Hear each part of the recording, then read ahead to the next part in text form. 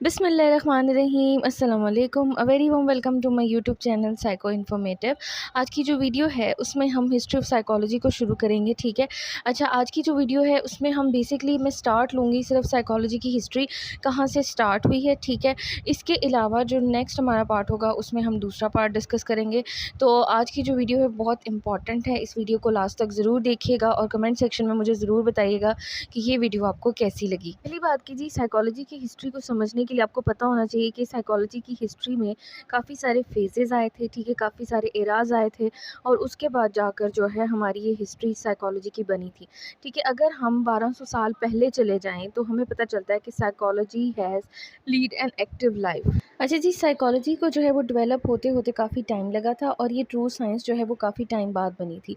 अब इसकी एवोल्यूशन में जो है वो डिफरेंट किस्म के कॉन्सेप्शनल मोड आए थे, फिर इसके अलावा अप्रोचेज़ आई थी, थ्योरीज़ आई थी, रिलेटेड आइडियाज़ आए थे, कुछ ऐसे कॉन्सेप्ट आए थे जो कि एक्सप्लेनेशन देते थे डिफरेंट फिनोमेनास की, ठीक है। तो ये सारी चीज़ों को फ़िल्टर आउट करने के बाद जो है वो साइकोलॉजी की हिस्ट्री जो है वो डेवलप हुई थी। साइकोलॉजी की हिस्ट्री में एक सबसे इम्पॉर्टेंट चीज़ जो थी ना, वो हमारे पास फ़िलोसॉफ़िकल थॉट्स थे, ठीक है, या फ़िलोसॉफ़िकल थिंकिंग थी।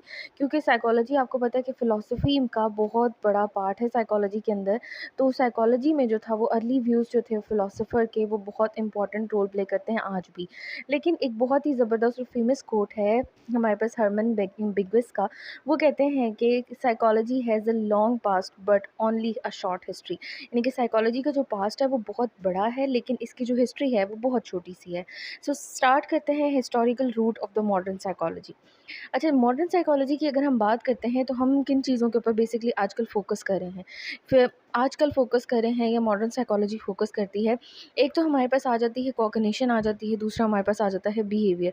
तो ये सारी चीज़ें कहाँ से डेवलप हुई हैं और कैसे डेवलप हुई हैं, इसके बारे में जो है स्टार्टिंग क्या थी इसको देखते हैं। एक चीज़ जो आपने हमेशा याद रखनी है वो है जी founder of psychology, modern psychology, William wounded.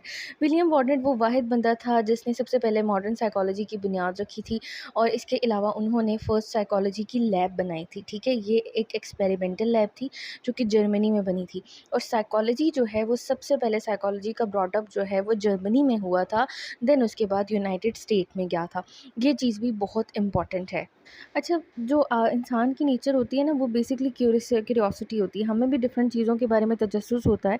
इसी तरह जो अर्ली मैन्स थे यानी कि फ़िलासफ़र्स थे या विलियम वॉन्डेड जैसे लोग थे, वो बेसिकली क्यूरियस थे कि ह्यूमन बिहेवियर क्या है, हमारा जो नेचर ऑफ कॉन्शियसनेस है यानी कि हमारा शऊर का नेचर क्या है। इसके अलावा हमारे अंदर जो भी मैडनेस होती है, पागलपन होता है, क्रेज़ीनेस होती है, वो कहाँ से आती है, इमोशंस कहाँ से आते हैं, फीलिंग्स कहाँ से बनती हैं और इंसान की जो अपनी एक नेचर है, एक फ़ितरत है, वो कहाँ से बनती है। मतलब ये सारी चीज़ों को को क्वेश्चन किया गया और इनके आंसर्स को फाइंड करने के लिए जो है वो डिफरेंट किस्म की मतलब के कॉन्सेप्ट्स, आइडियाज़ को प्रमोट किया गया। अब सबसे पहले बेबॉलियंस एक टाइम था जिसमें made a speculation about the etiology of epilepsy and try to cure it accordingly, ठीक है। बेबॉलियन एक ऐसा टाइम था जब एपिलेप्सी की इटोलॉजी को देखा जाता था। इटोलॉजी होता है कि किसी भी बीमारी की जो कॉजेज़ होती हैं उनको देखा जाता है और क्या उसकी परसेंटेज रहती है, रेशो रहती है, वो देखी जाती है, ठीक है। तो इसकी जो है वो एपिलेप्सी की सबसे पहले क्योर जो है वो स्टार्ट हुई थी।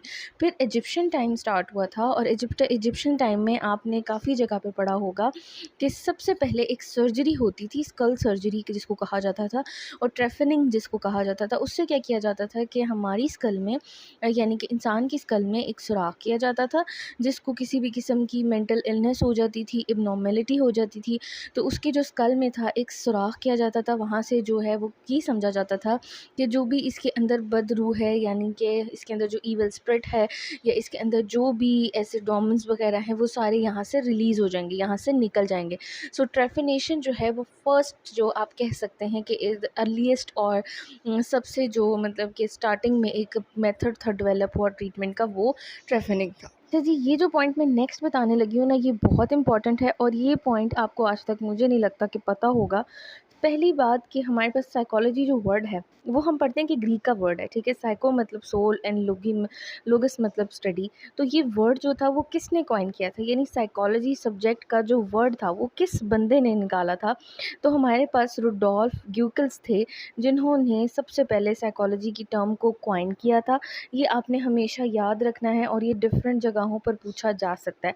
May be later on life आपके किसी इंटरव्यू में पूछा जा सकता है, इसके अलावा आपके किसी कॉम्पिटिटिव एग्ज़ाम में पूछा जा सकता है। तो ये बात आपने याद रखनी है। और सन 1590 में जो है सबसे पहले रुडोल्फ गचेगल ने जो है ये टर्म यूज़ की थी। स्टार्टिंग में जो था ना साइकोलॉजी को बेसिकली रिलेट किया जाता था सोल से, ठीक है। यानी कि फर्स्ट मॉडल जो दिया गया था या फर्स्ट कॉन्सेप्ट जो दिया गया था वो साइकोलॉजी को रिलेट किया जाता था सोल स्टडी से, ठीक है। तो इसमें एक बहुत बड़ा नाम हमारे पास आता है एरिस्टोटल का, ठीक है। एरिस्टोटल ने ये बात कही थी कि हमारी ज़िंदगी में जो है वो सोल की बहुत बहुत ज़्यादा इम्पोर्टेंस होती है।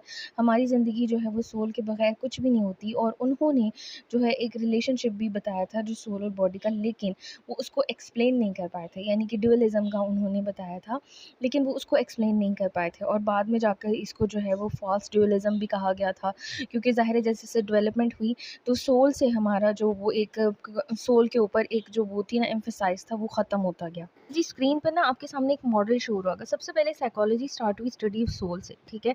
फिर वो स्टडी कन्वर्ट हुई स्टडी ऑफ माइंड में, ठीक है। फिर माइंड को जो है वो देखा गया कि माइंड क्या चीज़ है। फिर माइंड के बाद कॉन्शियसनेस और कॉन्शियस एक्सपीरियंसेस की बात हुई। एंड देन फाइनली जो कि आज हम स्टडी कर रहे हैं, स्टडी ऑफ बिहेवियर, साइकोलॉजी को बनाया गया। तो देखते हैं कि सबसे पहले माइंड की टर्म जब यूज़ हुई, पहले सोल की बात हो रही थी, फिर माइंड की बात होना शुरू की और फिर माइंड से हम जो है वो कॉन्शियस एक्सपीरियंस पे किस तरफ गए। अच्छा जी, सोल की बात करते करते एक नया वर्ड यूज़ किया गया माइंड का, ठीक है। अब माइंड क्या चीज़ थी किसी को कुछ भी नहीं पता था। तो साइकोलॉजी को डिफाइन किया जाता था साइंस ऑफ माइंड, यानी कि साइकोलॉजी क्या है, माइंड की साइंस है। But psychologist are never satisfy with the definition because the mind has a vague term. यानी कि माइंड जो है एक बहुत वेग टर्म है, हम इसको किसी भी तरह से असेस नहीं कर सकते, हमें नहीं पता कि कहाँ एग्जिस्ट करती है और इसकी क्या क्या प्रॉपर्टीज़ हैं। यानी कि हम ये कह सकते हैं कि माइंड की जो एग्जिस्टेंस थी वो ऑब्जेक्टिवली नहीं थी, हम उसको नहीं देख सकते थे। जबकि माइंड और मेंटल एक्सपीरियंसेस ऐसे थे जो कि सब्जेक्टिव एक्सपीरियंस थे, ये सब्जेक्टिव इन नेचर थे, यानी कि सब्जेक्ट वाइज वेरी करते थे। हम इसको भी किसी भी तरह से एक यूनिवर्सल गैदरिंग में नहीं ले सकते थे। अब modern psychology is not know longer interested in the study of mind because there is no scientific way to determine whether an entity such as mind actually exists। यानी कि वही बात हमें नहीं पता चल सका कि माइंड जो है वो कहाँ होता है, क्या एग्जिस्ट करता है, इसका एक्सपीरियंस क्या होता है। और हर बंदे का मेंटल एक्सपीरियंस या जो भी माइंड होता है वो डिफरेंट होता है। तो यहाँ पर जो है वो स्टडी ऑफ माइंड जो है वो मतलब कि एक उसमें चली गई, पस्ती में चली गई, या उसे आप कह सकते हैं नीचे चली गई। अब उसके बाद जो नेक्स्ट चीज़ आई थी हमारे पास साइकोलॉजी की हिस्ट्री में, वो आई थी कॉन्शियस एक्सपीरियंस की बात, जिससे जो है वो स्कूल ऑफ थॉट भी आपको याद आ गया होगा कौन सा आया था। स्ट्रक्चरलिज्म का स्कूल ऑफ थॉट स्टार्ट हुआ था, ठीक है, जिसमें कॉन्शियस एक्सपीरियंस की बात की गई थी। अब psychology as a science of consciousness. जी, psychology has been also defined as a science of consciousness. Structuralism an important early school of thought in psychology considers psychology as the study of conscious experience. ये बात हमें पता है कि structuralism वालों ने ये बात की थी कि साइकोलॉजी जो है वो बेसिकली हमारा एक कॉन्शियस एक्सपीरियंस है और हमें कॉन्शियस स्ट्रक्चर्स के ऊपर फोकस करना चाहिए अगर हम किसी की बंदे की साइकोलॉजी को समझना चाहते हैं।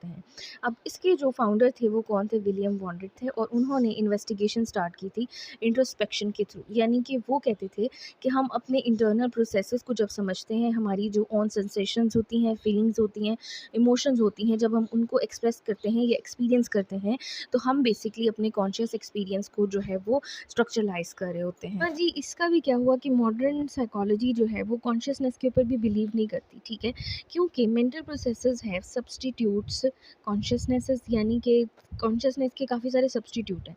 जैसे कि अब देखिए, आपको पता है कि हम अनकॉन्शियस के बारे में बात करते हैं, सब कॉन्शियस के बारे में बात करते हैं, प्री कॉन्शियस के बारे में बात करते हैं, नॉन कॉन्शियस के बारे में बात करते हैं, लेकिन जो वर्ड था कॉन्शियसनेस, इसके मीनिंग जो थे वो थिंकर्स को नहीं मिल सके थे। According to some it is a substance while for other it is a process of steam. यानी कि पहले जो बंदे थे स्ट्रक्चरलिज्म वाले वो कहते थे जी कि ये एक प्रोसेस है, ये एक स्ट्रक्चर है, ठीक है। लेकिन फंक्शनलिज्म वाले आए, उन्होंने कहा जी नहीं, हमारा जो कॉन्शियसनेस है वो एक स्ट्रीम की तरह है, ठीक है, वो फ्लो में रहता है हमेशा। फिर जी क्या हुआ कि the word consciousness does not include in animal and human behaviour, यानी कि वर्ड जो कॉन्शियसनेस है ये एनिमल और ह्यूमन के बिहेवियर में जो है इसको इंक्लूड नहीं किया जा सकता। Psychology also study unconscious subconscious processes.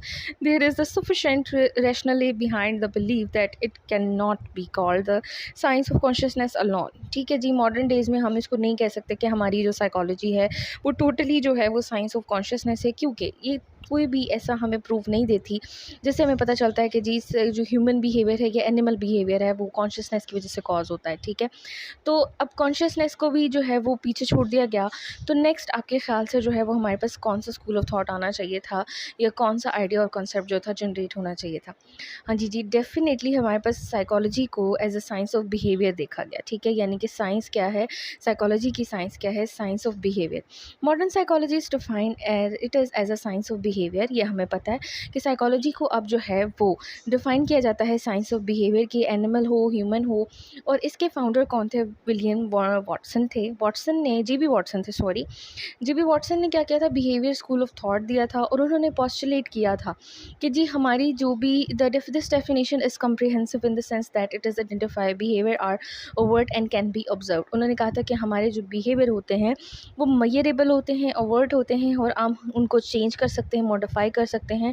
तो हमारा जो बिहेवियर एक्सपीरियंस होता है वो बेसिकली हमारा इन्वायरमेंट शेप करता है। अब जी ये भी साइकोलॉजी की एक मुकम्मल डेफिनेशन नहीं है, ठीक है, इसमें भी बहुत सारी लिमिटेशंस थी।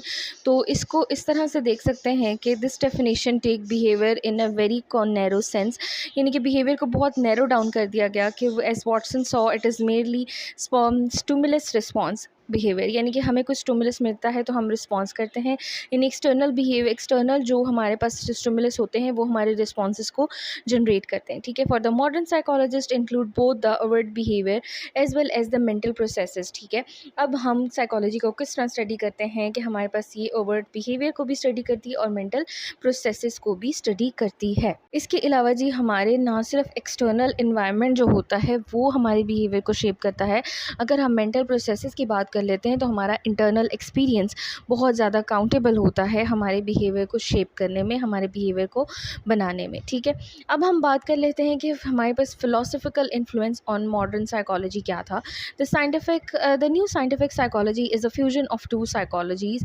ठीक है, टू साइकोलॉजीज़ थी, philosopher psychology and sensory psychology of psychologist. Brain physiology, reflexology and phenomenology, all the sciences have contributed to the development of psychology. So basically यानी कि हमारे पास साइकोलॉजी एक फ्यूजन है, ठीक है, जिसमें फ़िलासफ़ी भी आ गई थी, जिसमें हमारे पास सेंसर साइकोलॉजी आ गई थी, ब्रेन साइकोलॉजी आ गई थी, रिफ्लेक्सोलॉजी आ गई थी। रिफ्लेक्सोलॉजी जो है वो बेसिकली कॉइन किया था किसने? एवन पेल्विम ने जी। इसके बाद फिनोमेनोलॉजी आ गई थी। तो ये सारी चीज़ें जो है वो मिलकर एक फ्यूजन बनाकर इन्होंने साइकोलॉजी को क्या किया? मॉडिफाई किया, साइकोलॉजी को जो है वो इवेल्युएट किया। अगर पुरानी चीज़ों को देखा जाए तो हम ये कह सकते हैं कि साइकोलॉजी इमर्ज फ्रॉम फिलोसफी, ये बात भी ठीक होगी। Philosopher in the west as well as east were explaining thought and behaviour. ठीक है, हमारे पास जितने भी फिलोसोफर थे, बेशक वो मगरब थे, मशरिक से मगरब में थे, जो भी थे वो सब बिहेवियर और थॉट्स के बारे में बात करते थे।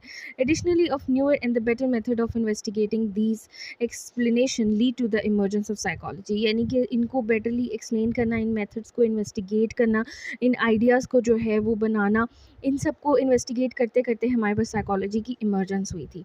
तो जो नेक्स्ट हमारा पार्ट होगा उसमें हम डिस्कस करेंगे ग्रीक फ़िलासफ़र्स को।